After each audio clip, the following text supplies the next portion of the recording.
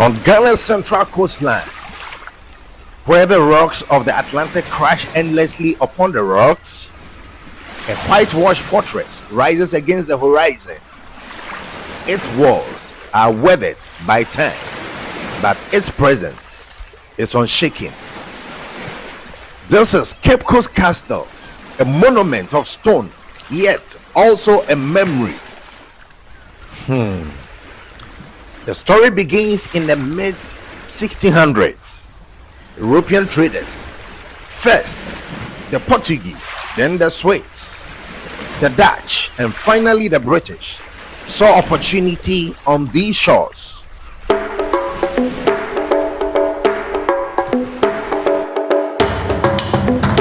The coast of Africa, we estimate over 60 forts and castles were built here. Ghana alone had more than 40 of them, which was all because of gold. That made the Portuguese actually name this region as the Gold Coast. Nigeria, Benin, Niger, some section of Togo had the name Slave Coast because that was where most of the West Africans were captured from. Places like Cameroon, Grain Coast, Ivory Coast, and the others got the names based on the resource they were getting from the land. And I always do use Accra as my reference. Imagine if today you were asked to walk from Accra to this place. The journey and the struggle before you make it this far, and this time around some even had to walk beyond the borders of present-day Ghana, of which a lot of them died. Wild animals attacked them, some got drowned in rivers, tiredness, hunger, sickness could also kill them. Making it to the dungeons because of the journey, they created resting points. That is what in Ghana mostly we do call the slave market. So from the north down to the south, a lot of them do spread. The most popular one is about 55 kilometers away from this place called Asin Manzu. Over there they had a river, and that was where the Africans were allowed to wash themselves, having worked days, weeks and months. They gave them food to eat to regain some strength. Beard and hair is to be shaved so they look younger for trade. Then shea butter will be smeared on the skin. The purpose of the butter was to heal their wounds and also make them look attractive because they were bringing them into the auction. Within the structure, the second floor was actually the marketplace, and over there, nurses, doctors are to examine them to know their strength. They grouped them into domestic and commercial captives. The domestic ones were those to work in here, the commercial ones were those to be exported. Then right after the exchange, the Africans with commodities such as guns, gunpowders, mirrors, drinkables like rams, sugar, tobacco, and other things you might have heard they were using for the exchange. Right after, they moved all captives to the forecourt for them to be branded. With the branding, they set fire, put place in metals that had their embossed designs underneath them. So a metal red hot from the fire into an oil, from the oil to any part of the body they would stamp. So it could be the chest, the shoulder, Siensborg or Dusu Castle, also by the Danish around 1661. And the last is where we all stand today, the Cape Coast Castle by the English around 1664. Out of these three castles, this is the only one that was built purposely for the transatlantic slave trade. When you talk of castles, it is the smallest. When talking of dungeons, this happens to be the biggest dungeon ever to be built in Africa for the transatlantic slave trade as well. The trade took place in three continents: Europe, Africa, and then the Americas, which lasted for 300 years. And other historians would even tell you 400 years. And they do say that all because before the Europeans had got into the New World, it's on records they were already picking Africans. Because the first set of Africans were taken from Senegal. That was somewhere 1441. And these Portuguese sailors were led by Gonzalez. Historically, he was like the Africans taken from this place were to be Christianized, make them missionaries so they could return them, help them spread their gospel. But as I speak, we don't know what happened to these 12 Africans.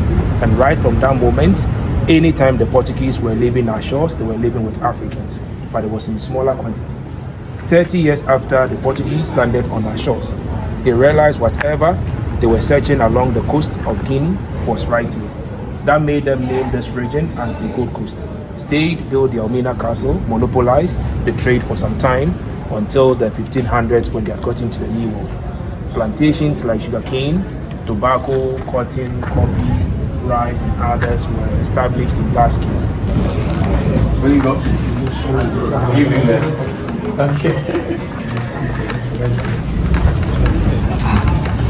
All right, so luckily for us, there's no door here, no door in the middle. The first door itself open, but I'm sure we still feel the heat. So imagine having one or two doors blocking us. Like I said, until the last person was dead, nobody gets to leave this place. That is why today some even prefer calling this place the room or the cell of no return. Because you enter as a living being and only dead bodies were to be taken out of this place. I wouldn't want anyone dying here, so please watch our heads. Please watch your head. Don't hit your head. Yes. Go down, down, down, down. This is beautiful.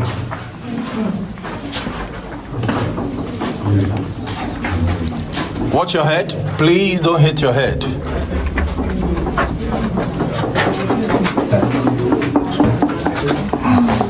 This one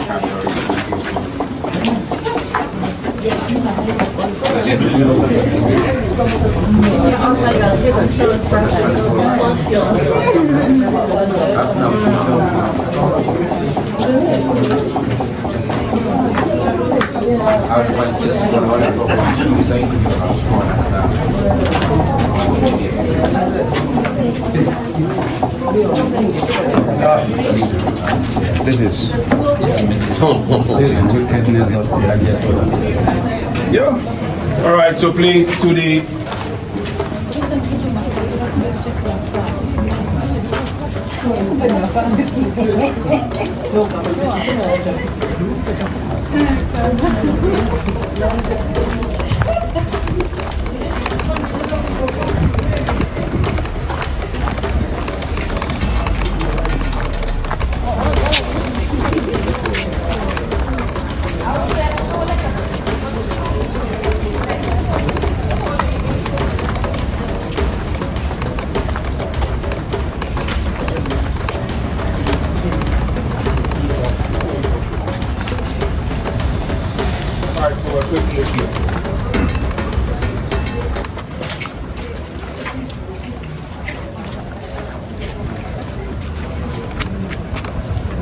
Alright, so I made mention some captives were brought in here as a result of tribal wars.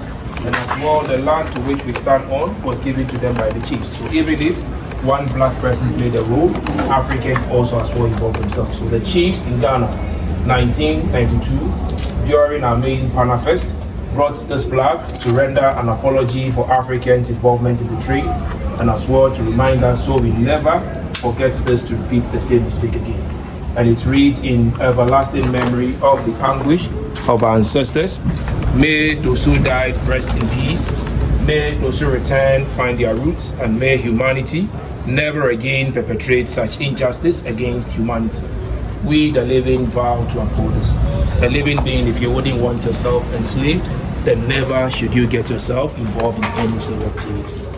On the other hand, is a self-explanatory plan. Barack Obama is not the first American president to visit us. George Bush, Clinton, and others all came in, but none of them could make it this far. Mostly when they come, Accra, they have their programs and they leave. Michelle got to trace her ancestral root from this town, so when her husband became the president, Ghana was the first African country they visited. As part of their journey, they came in here. So we also saw it prudent to unveil this to appreciate them. Distance. That is why we have that flag. We are to move into the middle, but there's a group there. That's why I'm trying to delay. So let's all face this. We talk about the graves. By then they should move because it's like I can still hear them. So we just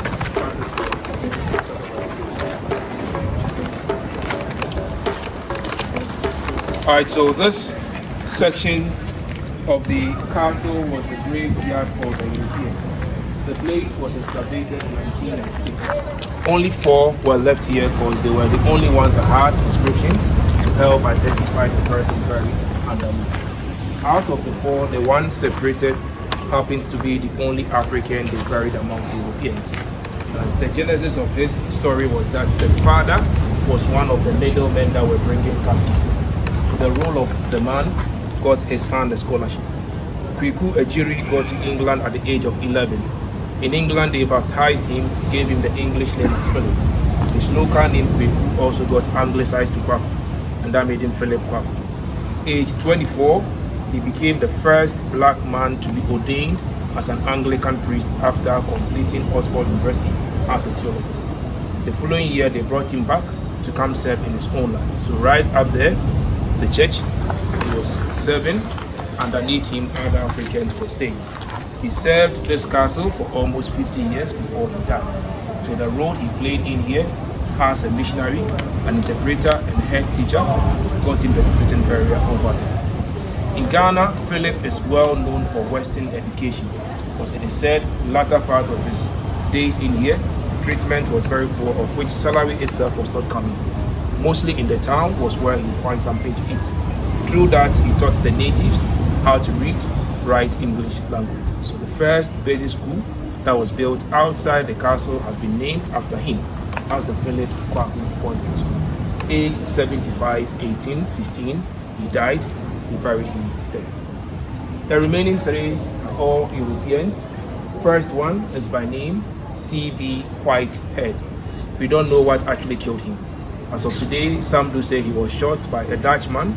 Others do say malaria killed him. He was 38 when he died 1812. The middle is Letitia Elizabeth London. The lady actually came to the castle to visit the husband. Barely 2 months, they found her dead in the husband's room. When she died, there were rumors that she poisoned herself, because she got to know the husband, having stayed here for almost 8 years, was having an African mistress.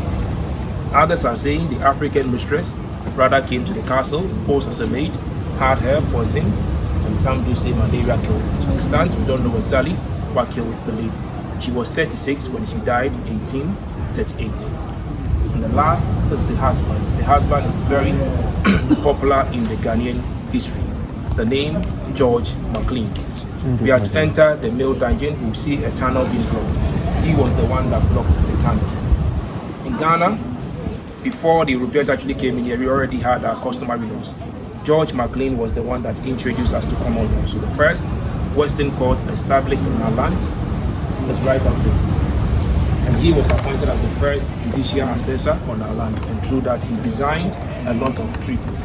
The most popular one in Ghana we call the Bond of 1844, and that same bond laid foundation for our colonization for 113 years. Age 46, malaria confirmed killed McLean. 46, 36, 38, and 75. These are the names that we have here. Please, I'm sure the group now have moved, so we can have a look in. Yeah, let me go first.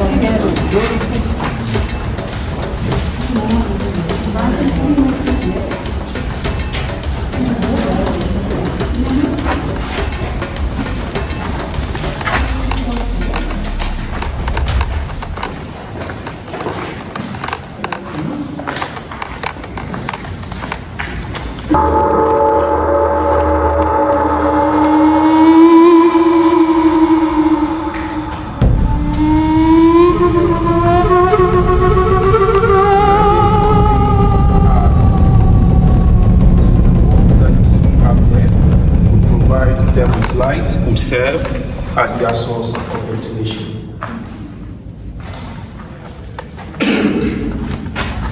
The male dungeon is in 5 chambers.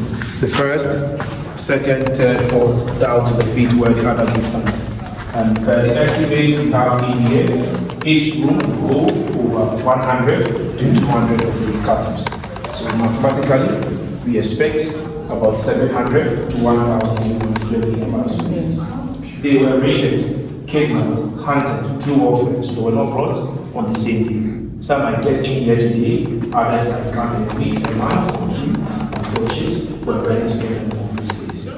Awaiting their ships, they expect them to defecate, urinate, sleep, and as well eat in the same time, of which a lot of them got sick. It was just this number standing in here, communicable disease easily spread amongst us.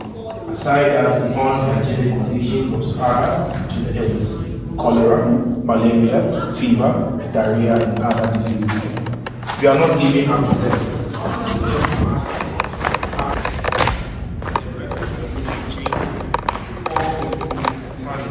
That connects this place to the door or the gate of the road. So you enter just as we came in, but then you have to use the tunnel.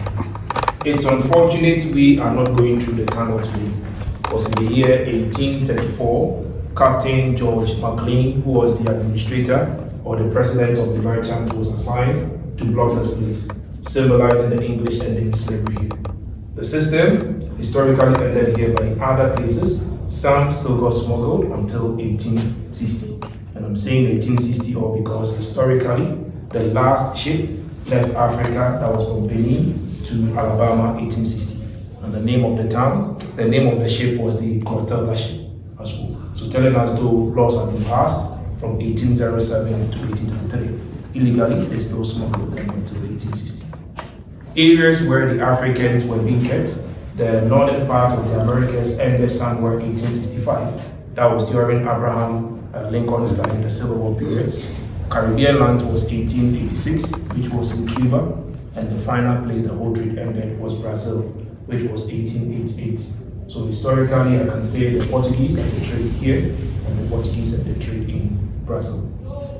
Blocking the tunnel they had here should also tell us this was not part of the guidance system, because if they had an opening, it wouldn't be there blocking them. The land we stand on was a sacred place for the natives. They worship a deity on this land they call Nana Tabi. But in giving the land out, they had to leave the place, so they moved with two sections, as we see. The castle we see was officially given to Ghanaians in 1960. That was when Ghana became a Republican country.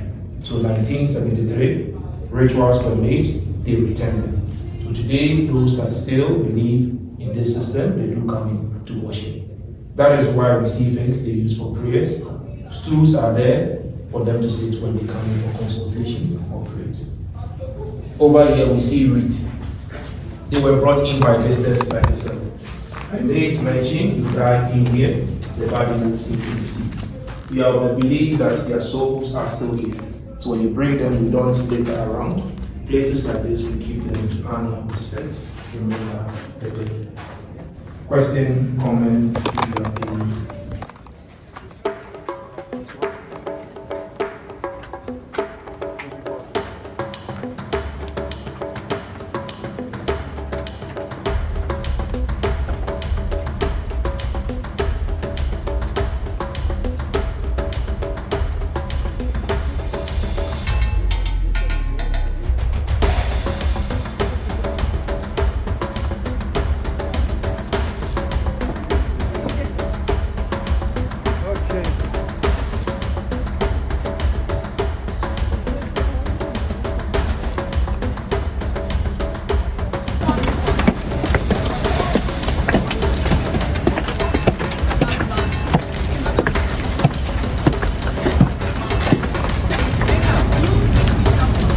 Alright, so the whole is a spy section that's moving in now to the business was going down. So the church up here, the name Society for the Propagation of the Gospel, SPG, that is the same church today we call the Anglican Church of Church of England. Moving in out of the church, you smell, you hear, you get to see things that was happening down there. So whilst others were preaching up here, just beneath them, others were also staying. And just as he was asking what was the purpose, some do say it was just an observatory, but in other literatures also states that it was just to show the supremacy of the Western world. when the Europeans came in, the Africans already had their belief system. So having a system that probably was greater than theirs, going in out should tell those down there or those up here that they were much privileged than those down there. And walking in out, ironically, they were actually up in heaven, whilst right in front of them, the gate of hell was open to them. And I always use myself as a reference. I happen to be a Christian, born in a Christian, but the truth of the matter is Christianity, from the history and other things that we've seen, shows that they were never in for the African salvation. Rather, they used it as a tool to enslave the Africans. And I always say that if you look at even the letters that their kings and church leaders were writing to the missionaries they bring in here, they're not in for the African salvation. One thing we always forget is that the church is an institution headed by humans. So if the human being heading the church is a bad person, the same way the followers are doing it. That was what was happening. This is not the only place they built a church above a dungeon. Almost all the castles had the same system. The Anglican Church right here, Wesley Methodist at this forecourt. You visit Elmina Castle right above their slave market. They have the Catholic Church. The same Elmina Castle is having the Dutch Reformed Church above the female dungeons. Osu is also having the Presbyterian Church as well. So most of these churches started right here before they were moved to the town. At the point this place became a school, the school was not for purely Africans, neither purely Europeans. It was made for the mixed race. The kids they had for the blacks were those they were educating in Europe. So moving in out, they would also witness others staying down. Today, it no longer serves as a school nor a church, rather operates as a library for the community.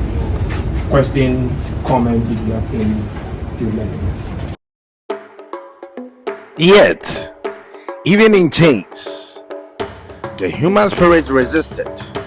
Songs of sorrow carried messages of hope. Prayers rose from the dungeons like whispers to the ancestors.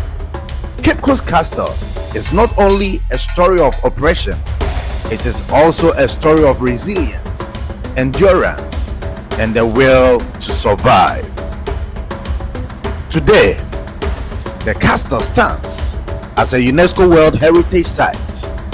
Thousands of visitors each year walk in and experience its dungeons, and they pass through the doors of no return. For descendants of enslaved, it is a place of pilgrimage, a way to reconnect with lost roots. For others, it is a place of education, a reminder of humanity's capacity for cruelty and for healing. Always get connected to the Lion Tour Guide in Ghana, and he will take you to the Cape Coast Castle, where history lives.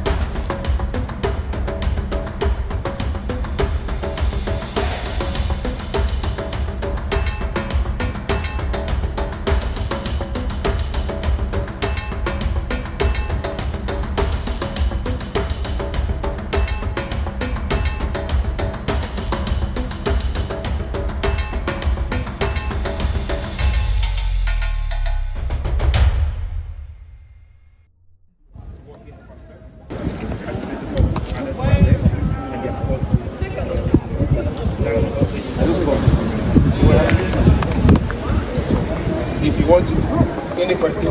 Yeah, I was just wondering, all these black balls all around, what are they or what were they? Yes, so from that here, that is what I'm to talk about. So I'm coming. Was there any improvement to the infrastructure? So I would say no, we've not actually made improvement, just that some sort I would say we destroy them. Just that sometimes we just do plastering of the walls and painting as well. Yes. So the balls and metals that we are seeing around were actually brought in by the English to protect the castle. The trade here was very profitable. I'm talking of the human trafficking aspect of the gold trade. So having a place like this, you need to protect it with all you have. The land we stand on, the English built the castle, but 4 different groups had already used this place. The Portuguese were the first settlers on this land. After the establishment of the Elmina Castle, a section of their traders actually came here, built a timber lodge, traded here for almost 100 years until the Dutch fought them at Elmina. So they left Elmina, they abandoned this place. When they left, the Swedish took over. The Swedish built a fort, stayed here for about 5 years. The Danish came in for the Swedish. Danish stayed here for about 2 years. The Dutch came in for the Danish, stayed in that same fort for 3 years. The English for the Dutch. So when the English took over, they expanded the Swedish fort into what we are seeing today. They stayed here for 296 years. They were able to defeat any European group or any native that comes around because of the weapons we see around. The cannons, they put in gunpowder, blaze balls at the mouth, lights the match. So some would just create holes in ships for water to get in. Others, like we see over there, have holes in them. So they load gunpowders in there so that when they hit the ship, they get to explode. So that helped the English stay for that long. So please, because of the group, we proceed this way.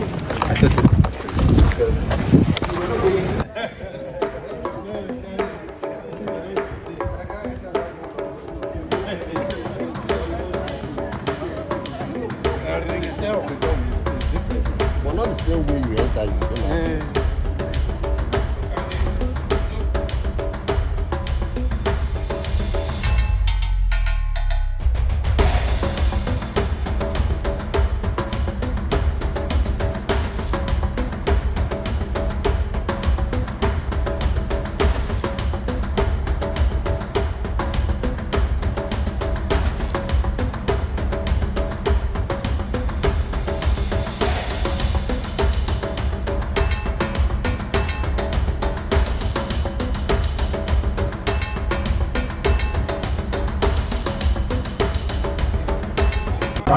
The punishment was for you staying in here for some days just to get a change of mind.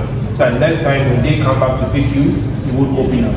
Unlike the males that had no food, no water, no air, the females would get air, they will be given food, but they wouldn't be enough as they had in the dungeons. Not all of them wanted to come in here because the dungeon itself was punishment enough for them, not to isolate and bring them in.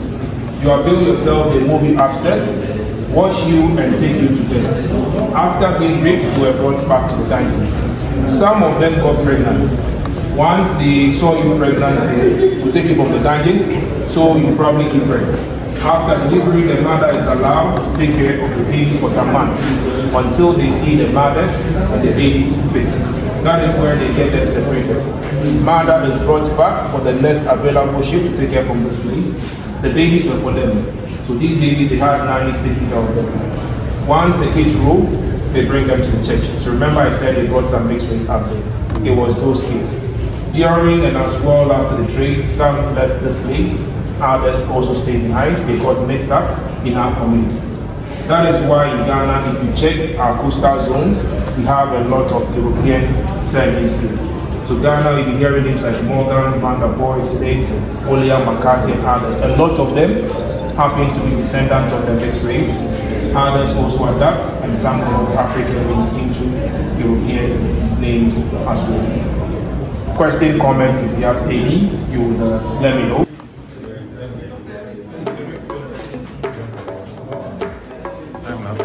Alright, so we are going through the door of no return. Return back.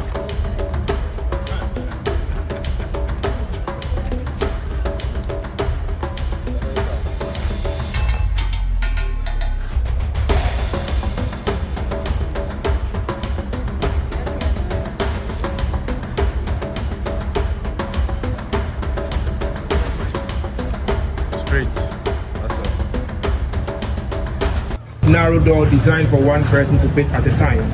You wouldn't walk out standing, rather you bend or bow, so you fit through the door they had there. Africans that exited this door never returned back. You walk out of the door, you lose your right as a human being, you lose your connection with your people, you also get to lose your identity as an African.